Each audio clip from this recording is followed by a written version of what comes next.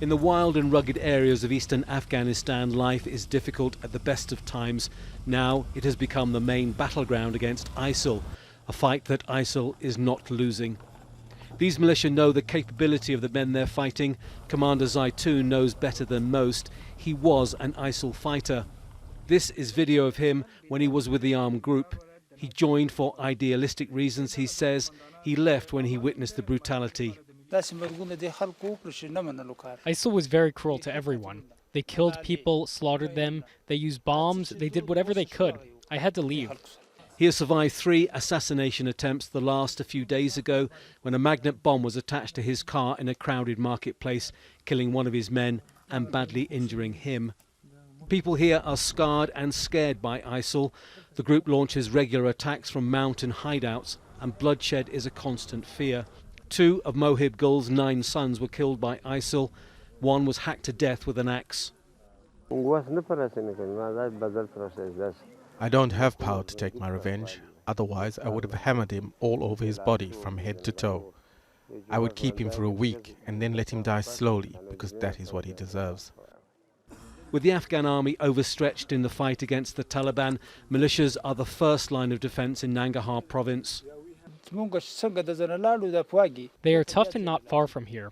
If we leave this area, they will come back to destroy this place again. But we will fight again until we die.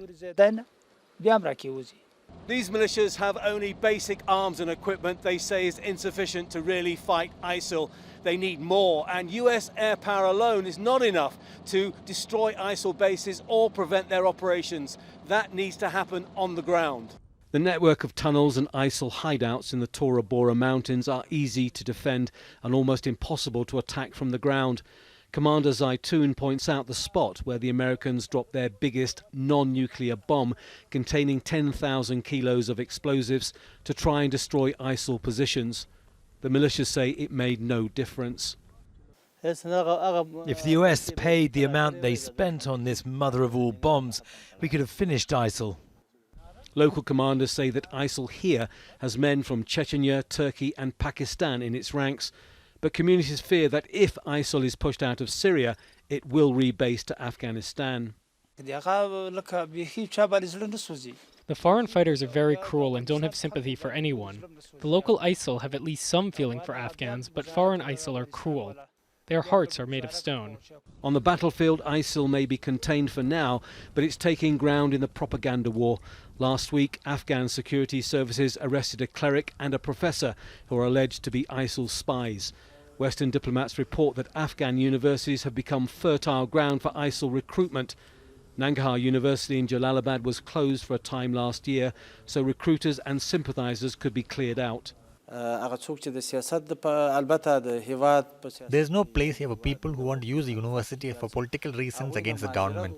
No one can bring their ideas to work against the interests of the country. In the remote militia outposts facing ISIL positions, the hope is they get Western support and weapons before they have to encounter the battle-hardened men who will lose Syria but not a cause. Tony Birtley, Al Jazeera, Kaskala, Eastern Afghanistan.